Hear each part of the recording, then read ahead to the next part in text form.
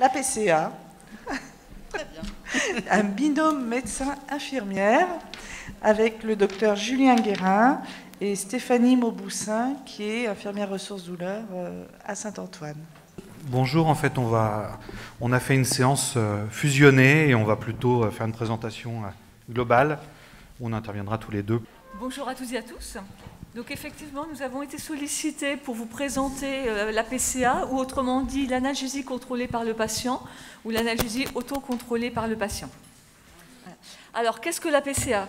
C'est une pompe portable, informatisée, verrouillée, alors soit par un code ou une clé, ou pour certains modèles, par un code et une clé, comme celle que nous connaissons en tout cas sur l'hôpital Saint-Antoine, préprogrammable par un médecin, même si la plupart du temps, en fait, le médecin prescrit, on verra tout à l'heure, fait l'ensemble de la prescription, donc le volume total, la dose horaire, la dose des bolus, et c'est souvent, en fait, l'infirmier qui va préprogrammer et programmer la PCA. Elle est évidemment munie, donc cette pompe, d'un bouton poussoir de façon à ce que le patient puisse s'auto-administrer des bolus en fonction de ses besoins. Elle est aussi munie d'alarmes sonores, ce qui permet d'identifier les problèmes que l'on peut rencontrer quand il y en a avec cette machine. Et surtout, elle va permettre un enregistrement des événements, notamment, et ce qui est important, le nombre de bolus demandés et le nombre de bolus reçus par le patient, de façon à ce que le médecin, en fonction des relevés faits par l'infirmier, pourra réévaluer et réadapter les posologies. Et donc, voilà, l'idée, on pourrait se dire, c'est un médicament auto-administré par le patient. Il y a un risque de dérive, il y a un risque d'addiction, il y a un risque de surdosage. Et en fait, c'est un dispositif sécurisé, donc on reverra par la suite. Mais c'est plutôt effectivement un gage de sécurité pour le patient, puisque en fait, il va y avoir des réglages, on verra comment ça se passe ensuite, qui permettent d'adapter au mieux l'administration de l'opioïde par le patient. Donc elle peut être utilisée par voie parentérale, que ce soit la voie intraveineuse, périphérique, sur cathéter central ou sur porte à 4, mais aussi par voie sous-cutanée, notamment pour la douleur chronique cancéreuse. Pareil, on va y revenir. Il doit y avoir des tubulures spécifiques, donc ce qu'on appelle des tubulures avec des valves anti-retour et des valves anti-siphon, c'est-à-dire qu'à aucun moment sur l'ensemble de la perfusion, il n'est possible de ponctionner du produit. Et vous voyez qu'il y a évidemment différents antalgiques, donc différents opioïdes forts qui peuvent être utilisés, tels que notamment la morphine, l'oxycodone, le fentanyl, voire parfois aussi le sulfentanyl, quand on arrive à des doses de fentanyl très importantes. Ou au diaconès. Donc voilà, les antalgiques qu'on peut utiliser par voie intraveineuse ou par voie sous-cutanée sont utilisables en PCA selon les mêmes voies. Le fentanyl, ça se fait habituellement pas en sous-cutané, mais en transcutané avec des patchs, etc. Mais voilà, donc les modalités d'administration, la voie d'administration peut être utilisée en sous-cutané aussi pour la morphine et pour l'oxycodone. Alors, quelles sont les indications? Notamment dans le cas de la douleur aiguë, elle est utilisée bien évidemment dans le cas de la douleur post-opératoire, essentiellement, pour la douleur aiguë, mais aussi dans le cadre des crises vaso-occlusives que l'on rencontre dans le cadre de la drépanocytose.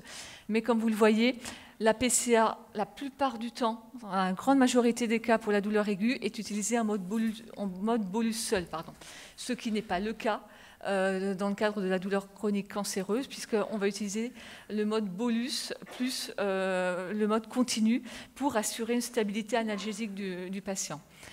Dans le cas de la douleur chronique cancéreuse, il existe plusieurs indications, notamment les douleurs instables, donc les douleurs liées à des métastases osseuses, puisque le patient aura mal à chaque mobilisation, pas seulement à ce que l'on pourrait appeler les grosses mobilisations, telles que la toilette, telles que l'installation fauteuil, mais aussi, bien sûr, se mouvoir dans le lit pour un patient qui a des métastases osseuses déclencherait une douleur.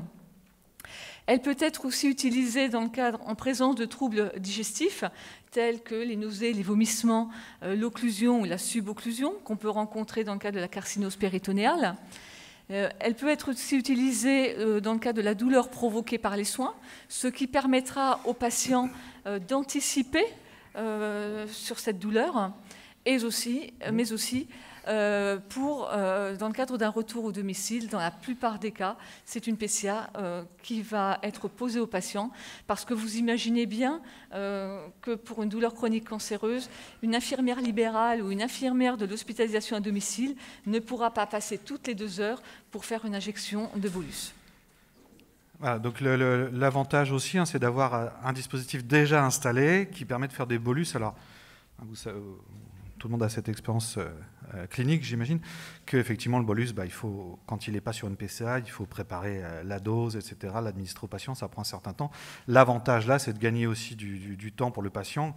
Là, je parle des douleurs provoquées par les soins, par exemple les douleurs induites, hein, ça permet, il y a un dispositif qui est en place et on peut dire au patient, faites-vous un bolus avec le délai d'action qui correspond au produit correspondant.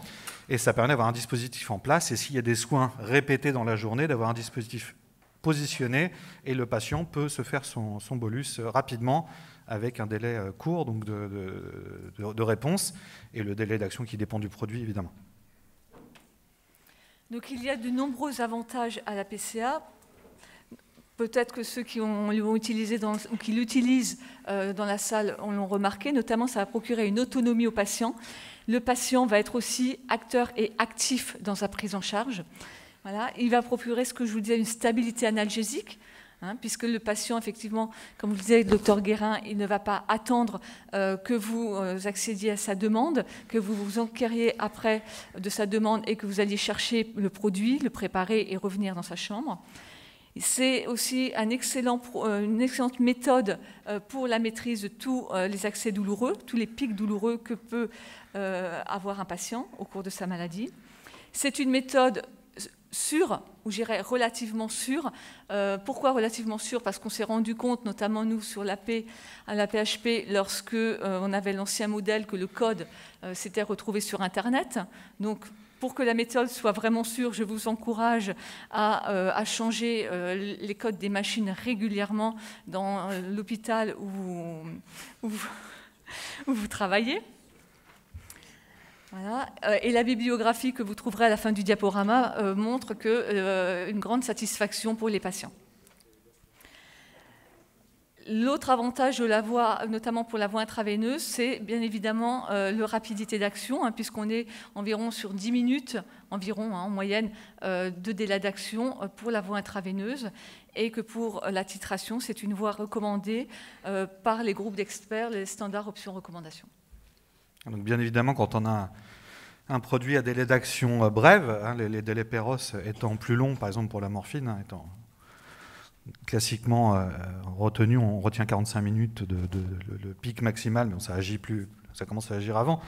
Et en sous-cutané, c'est un peu plus rapide, mais voilà, ça reste quand même assez long. Et effectivement, la voie, comme le disait Stéphanie, la voie intraveineuse dans l'absolu, indépendamment de la PCA, ça permet de l'administration de bolus en intraveineux et donc d'avoir un délai d'action court pour pouvoir titrer et équilibrer le patient. Alors, il existe cependant quelques inconvénients auxquels vous pouvez être aussi confrontés, comme moi je l'ai été notamment le week-end dernier.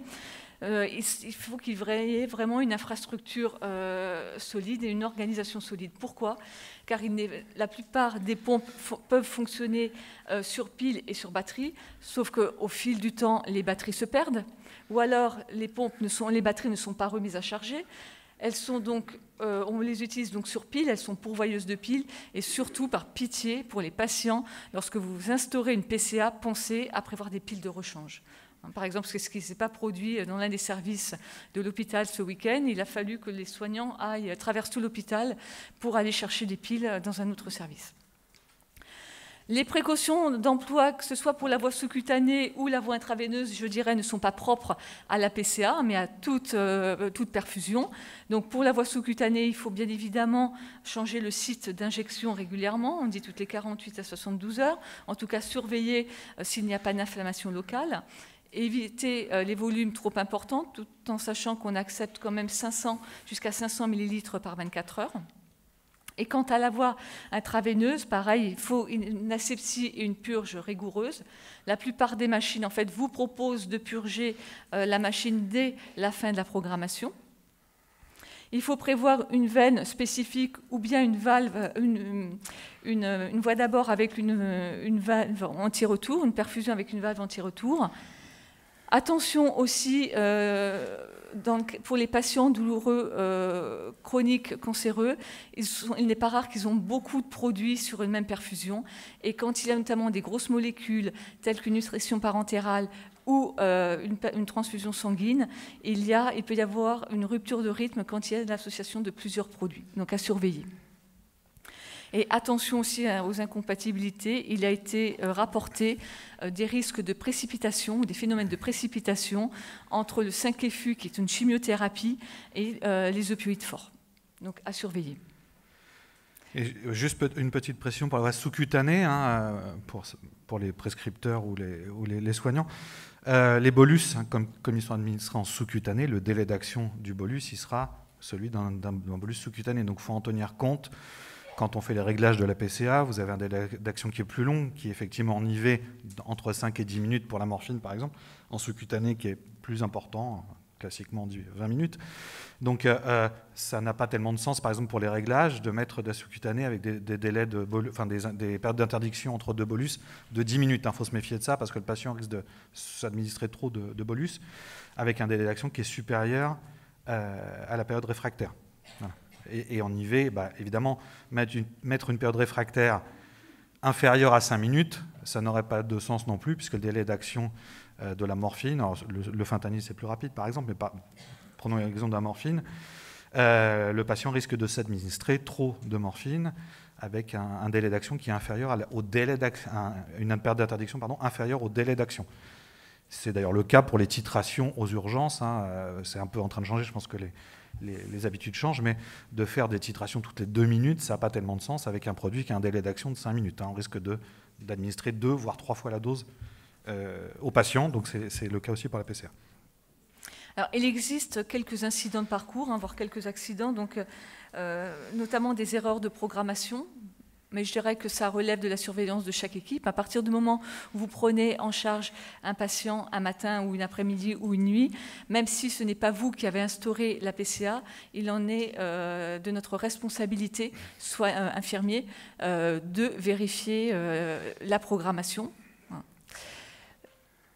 Autre erreur qui peut être régulièrement faite, c'est les erreurs de concentration.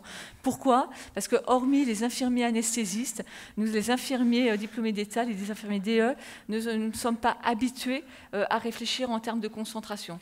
Donc on verra tout à l'heure sur un tableau comparatif des doses, dans le cas de la douleur chronique cancéreuse, les concentrations peuvent varier selon les prescriptions médicales, selon les doses, les prescriptions de doses continues et de doses de bolus.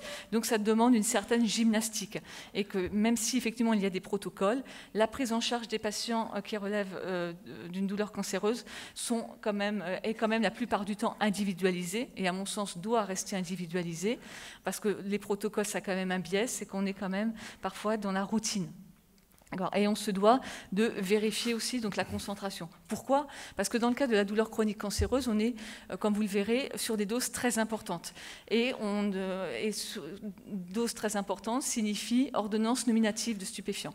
Et vous ne savez pas toujours quel est le stock de la pharmacie ou quelles sont les concentrations des ampoules et le nombre d'ampoules que va vous donner la pharmacie. Donc vous devez souvent recalculer la concentration en fonction aussi de la durée pour laquelle vous voulez remplir la PCA. Et donc à partir de la quantité, vous devez aussi avoir un volume. Donc le calcul de la concentration est important. Donc il faut aussi souvent vérifier ce calcul de concentration. Après, il peut y avoir des accidents dus à la machine, mais ce n'est pas pareil inhérent à la PCA. Quant au problème de piles, j'en ai parlé donc précédemment, prévoir surtout à partir du moment où vous instaurez une PCA, demandez surtout à la cadre de vous mettre des piles de côté, des piles supplémentaires. Voilà. Et pour repréciser un peu sur les erreurs de programmation d'administration, donc comme disait Stéphanie, alors souvent, les infirmières des équipes aiment bien faire du 1 pour 1, parce que comme ça, elles se disent si je me trompe entre les millilitres, etc., effectivement, c'est moins dangereux pour le patient, mais voilà. Donc, il faut faire attention, effectivement, à la concentration, parce que nous, on utilise souvent des concentrations supérieures à 1 pour 1, ça peut être 10 pour 1, par exemple. Donc, il peut y avoir une erreur de 1 à 10. Et donc, justement, millilitres et milligrammes, il faut faire attention sur les PCA, ça dépend des modèles, mais elles peuvent être programmées. Nous, notre habitude, c'est plutôt de programmer en milligrammes par bolus ou par heure, mais il y a des équipes, nous par exemple à Saint-Antoine, des équipes qui fonctionnent plutôt en millilitres. Et ça, je suis confronté tous les jours avec des PCA qui sont programmés en millilitres. Donc si on ne fait pas attention, il faut être méticuleux dans la prescription, qu'on ait une feuille pré-remplie avec déjà des milligrammes écrits, etc., bien vérifier que ce qu'on fait correspond à ce qui est écrit, ou si on l'écrit manuellement ou sur informatique, être méticuleux dans la prescription, bien savoir de quoi on parle, faire attention aux concentrations, aux unités utilisées, et après voir ce qui a été administré, hein, parce que effectivement, il y a effectivement des PCA qui vont être programmés en milligrammes, d'autres en millilitres, hein, ça dépend aussi un peu des équipes, donc il faut être méticuleux sur ça pour éviter les erreurs d'administration. Non ? Alors, quelles sont les contre-indications à ne pas poser une PCA? Donc, c'est le malade ou la famille qui ne sont pas coopérants ou incapables de comprendre. D'accord? Tout en sachant que... Alors, je sais qu'il y a quelques acceptations quand un patient est hospitalisé au domicile, mais en aucun cas, ce n'est aux soignants ou aux familles d'appuyer sur le bouton poussoir pour la délivrance, en tout cas chez l'adulte, pour la délivrance d'un opioïde fort. En cas de trouble psychique du malade aussi, de façon à ce qu'il ne confonde pas le bouton d'appel, hein, la fameuse sonnette, avec le bouton poussoir. Voilà. En cas d'absence aussi de formation préalable du personnel médical et paramédical, car il n'est pas rare de voir des PCA arrêtés la nuit ou le week-end quand le personnel est confronté à un problème et ne peut pas le résoudre, et donc de supprimer la PCA au patient qui a apprécié au préalable cette PCA parce qu'il avait une stabilité analgésique, il avait une autonomie, un certain confort, et donc on lui arrête la PCA parce que voilà, le personnel manque de formation. Quant à la toxicomanie, c'est une contre-indication relative mais pas absolue, on veut absolument éviter les effets flash en toxicomanie. Et attention aussi, si un de vos patients doit avoir c'est un patient porteur d'une PCA doit avoir une IRM, il faut absolument retirer la machine parce que la PCA est cassée par l'IRM. Normalement, les équipes de radio sont vigilants à ça et voilà, ils renvoient le patient si ce n'est pas fait ou éventuellement retirent la pompe. Mais, voilà. Juste une petite précision, effectivement, comme l'a dit Stéphanie, pour les familles. Hein, moi, j'ai déjà vu, effectivement, j'ai travaillé aussi à domicile en réseau, de la famille, ou le fils en l'occurrence d'un patient, qui mettait son réveil la nuit parce qu'il avait peur que son père ait mal au réveil, il faisait des bolus pendant qu'il dormait. Hein. Donc voilà, on se dit, effectivement, il y a des patients faibles qui peuvent faire appuyer eux-mêmes, mais on arrive parfois à des dérives un petit peu comme ça. Et bien évidemment, un patient qui a déjà une dose continue, qui est en train de dormir, qui n'a pas de nécessité de l'opioïde à ce moment-là, si on fait un bolus supplémentaire, en général, il ne se passe pas de catastrophe, mais il y a quand même un risque de surdosage, avec éventuellement de détresse respiratoire, etc. Donc effectivement, dans l'absolu, hein, la règle stricte de la PCA, c'est le patient qui l'utilise, ni les soignants, ni la famille. Évidemment, on a des patients en fin de vie qui sont parfois pas plus capables d'appuyer. Donc on peut passer à des bolus infirmiers, par exemple, mais si on maintient la PCA, évidemment, on assouplit un peu la règle en disant, voilà, si l'infirmière ou le médecin rentre dans la chambre, il est évidemment autorisé à faire un bolus si le patient n'est pas capable de le faire. Mais il faut faire attention aux dérives, effectivement, de la famille à domicile ou même à l'hôpital, hein, parce que parfois les familles, la journée, ou les familles qui passent la nuit à l'hôpital, en USP en particulier, mais ça arrive hors d'USP aussi, peuvent appuyer de façon inadaptée. Hein, donc il faut se méfier de ça. Voilà. Et pour la toxicomanie, la vigilance elle est peut-être un peu plus élevée en post-opératoire, mais c'est vrai qu'en douleur cancéreuse, on lève un petit peu on assouplit les règles, et l'objectif c'est de soulager le patient, et l'antécédent de toxicomanie est à prendre en compte, mais ce n'est pas du tout une contre-indication absolue à la PCA. Alors, quels sont les éléments de surveillance d'une PCA? C'est bien évidemment, comme on est sur une analgésie contrôlée par le patient, on va évaluer l'intensité de la douleur. Donc là, on a mis volontairement que les échelles d'auto-évaluation, hein, échelle visuelle analogique, échelle numérique, échelle verbale simple. Pourquoi? Parce que vous avez bien compris qu'on pose une PCA à partir du moment où le patient a compris la méthode et peut l'utiliser. On va surveiller aussi tous les effets indésirables potentiels donc des opioïdes, notamment avec l'échelle de sédation et l'échelle de respiration, qu'on verra juste après, les nausées, les vomissements, les hallucinations, la rétention urinaire, le prurite et surtout la constipation. On va aussi surveiller le nombre de bolus demandés, le nombre de bolus reçus, de façon à réajuster, soit parce que la période réfractaire est trop courte, ou alors la dose des bolus est insuffisante, par exemple. Bien sûr, vérifier la quantité du réservoir, parce que comme je vous l'ai dit, on est parfois sur des ordonnances nominatives, donc il faut anticiper aussi le remplissage et la commande de l'opioïde utilisé, l'intégrité du dispositif, le montage du système, la satisfaction du patient, savoir est-ce qu'il est satisfait, lui, de cette autonomie, de ce confort, les modalités d'utilisation de la pompe, est-ce qu'il anticipe suffisamment lorsqu'il y a une douleur provoquée, par exemple, par un soin, par une mobilisation, ou est-ce qu'il anticipe en appuyant sur le bouton poussoir dès que la douleur apparaît, parce que moins il anticipe et plus on va courir après le soulagement. Et surtout, ne pas oublier de tracer, alors que ce soit sur un dossier papier, sur une feuille qui est accessible, une feuille de surveillance accessible à tous, ou alors sur un dossier informatisé. Et voilà, donc comme l'a dit Stéphanie, évidemment, EVA, EN ou EVS, c'est logique, puisque si vous avez un patient non communicant ou avec qui vous ne pouvez pas communiquer, il n'est pas logique qu'il ait une PCA. Donc, normalement, on utilise ces échelles-là, puisque la PCA, ça nécessite une éducation thérapeutique. Voilà. Donc, un patient avec lequel on ne peut pas communiquer, donc avec qui on ne pourrait pas utiliser ces échelles-là, logiquement, ne devrait pas avoir de PCA. Et la satisfaction du patient, un petit mot là-dessus, dans un cadre un peu moins formel, il y a des patients qui ne veulent pas de PCA parce que ça les angoisse d'avoir une machine, et surtout qui sont très contents, même s'ils attendent un peu, d'avoir un soignant qui vient quand il sonne, et ils préfèrent des bolus infirmiers parce que, indépendamment de toute considération pharmacologique, et il y a des patients qui souhaitent plutôt un contact humain, et la PCA, ça peut un peu déshumaniser la prise en charge, et ça peut gêner certains patients. Donc les échelles de sédation et de respiration, faites sur le même modèle. Bon, on ne va peut-être pas effectivement rentrer dans les détails. Donc la surveillance infirmière, alors elle consiste dans le cas de la douleur aiguë à une surveillance toutes les 4 heures, et dans le cadre de la douleur chronique cancéreuse, donc en institution une fois par équipe. Donc vous évaluez, donc vous surveillez tous les éléments qu'on a dit précédemment, et surtout aussi savoir donc ce qui reste comme quantité, et quotidienne en ville. D'accord ? Et pour la surveillance médicale, bien évidemment, le médecin vérifiera l'efficacité de la PCA et des doses prescrites pour réévaluer la posologie.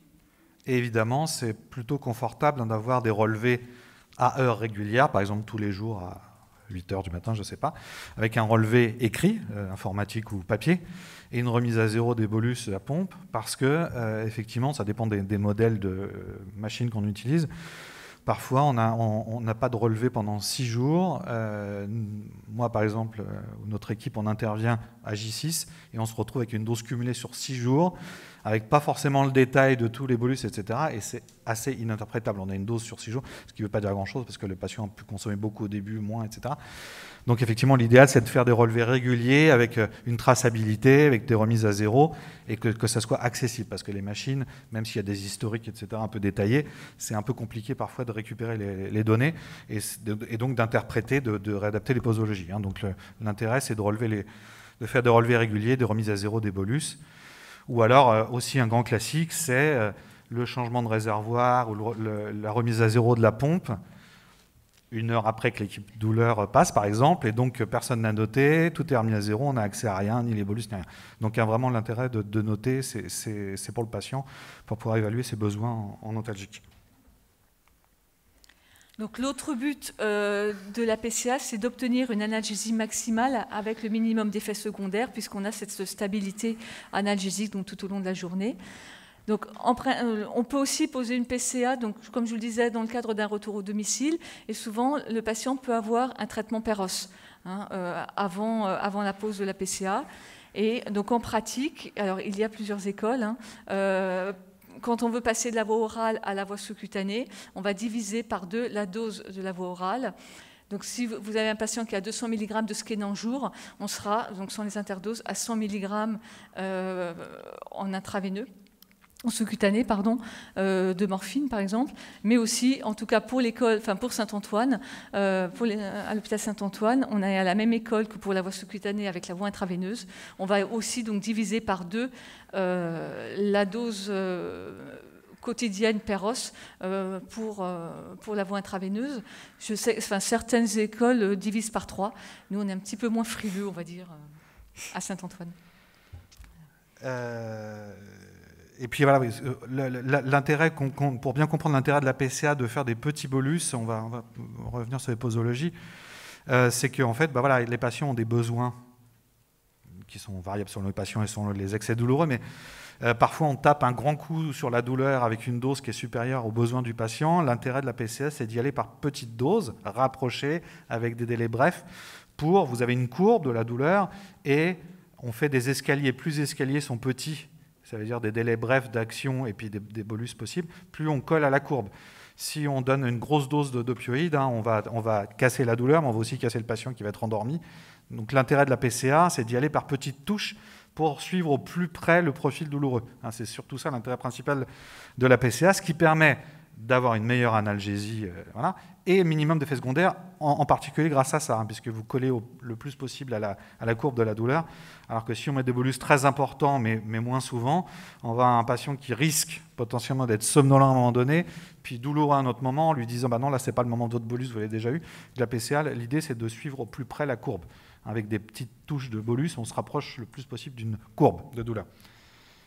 Il reste 2 minutes. Il reste 2 minutes. Oui.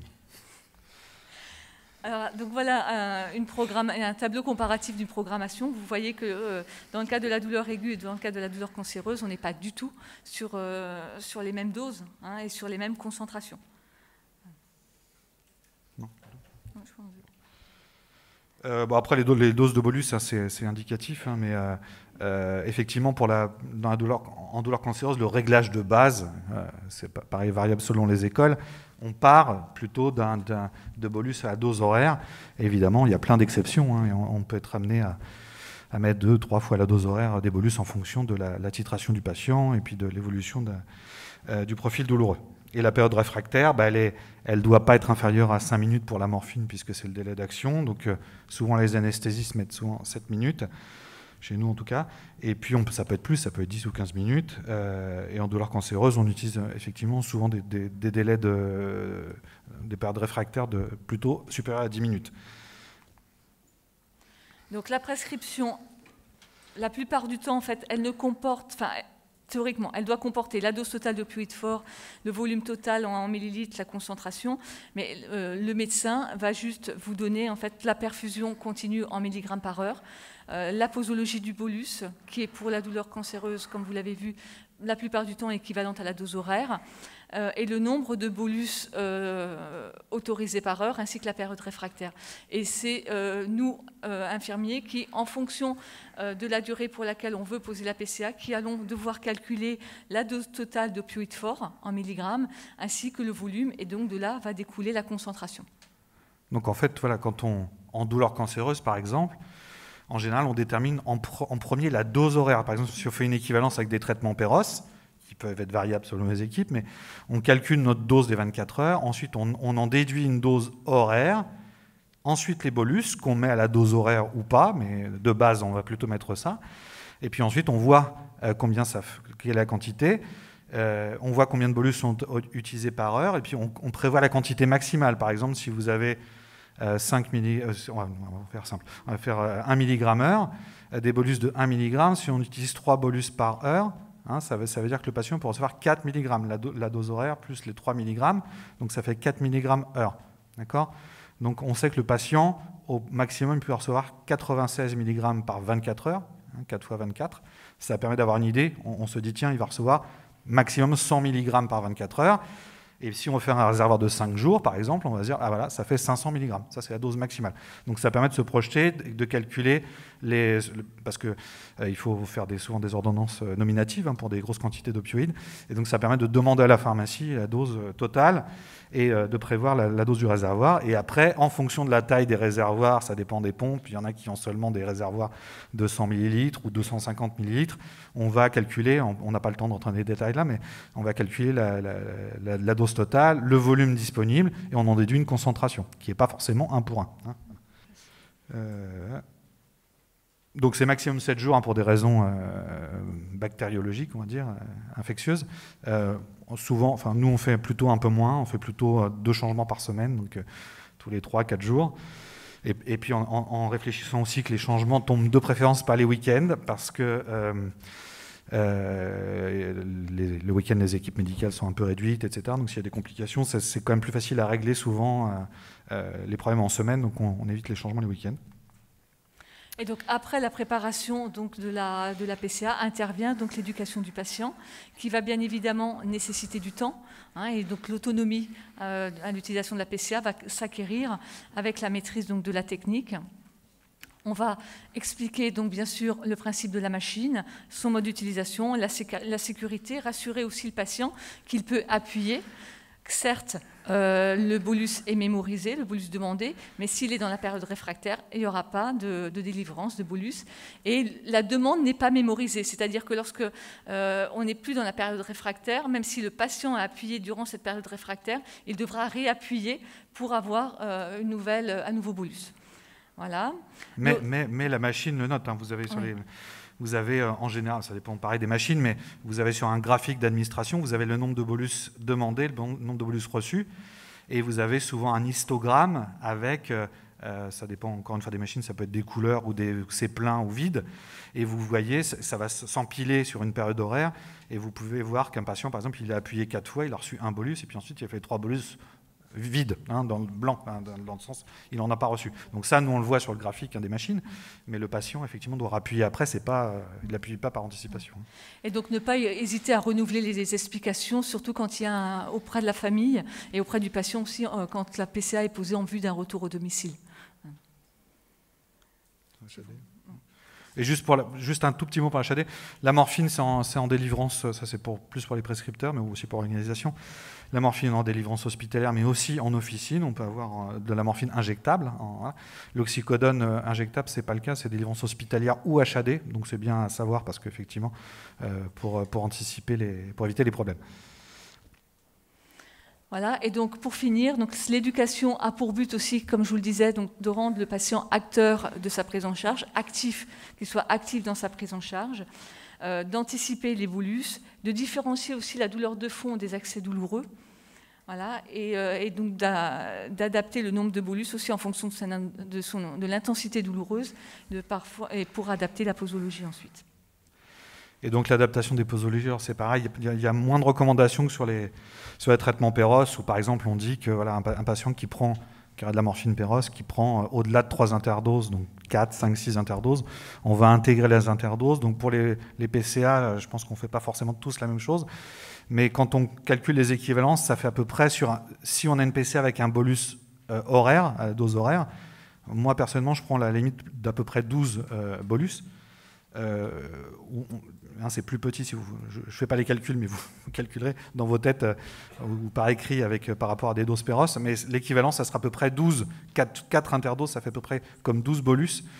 Et donc, c'est un peu la limite qu'on se fixe. C'est-à-dire qu'un patient qui est plutôt satisfait, qui fait 8, 10 bolus par jour, ça paraît beaucoup par rapport à des doses Péros, mais en fait, ce n'est pas inquiétant. Par contre, un patient qui fait 15 bolus par jour, là, ça commence à être beaucoup. Et effectivement, on va intégrer au moins une partie des bolus sur la dose de fond et recalculer les bolus. Ça, c'est plus pour les prescripteurs. Voilà, et donc en conclusion, j'espère que vous aurez compris donc, que l'Antalgie autocontrôlée peut être utilisée pour la douleur cancéreuse en toute sécurité. Elle est relativement facile à mettre en œuvre à partir du moment où le personnel est formé et qu'elle va donc procurer une autonomie et un confort aux patients. Merci de votre attention.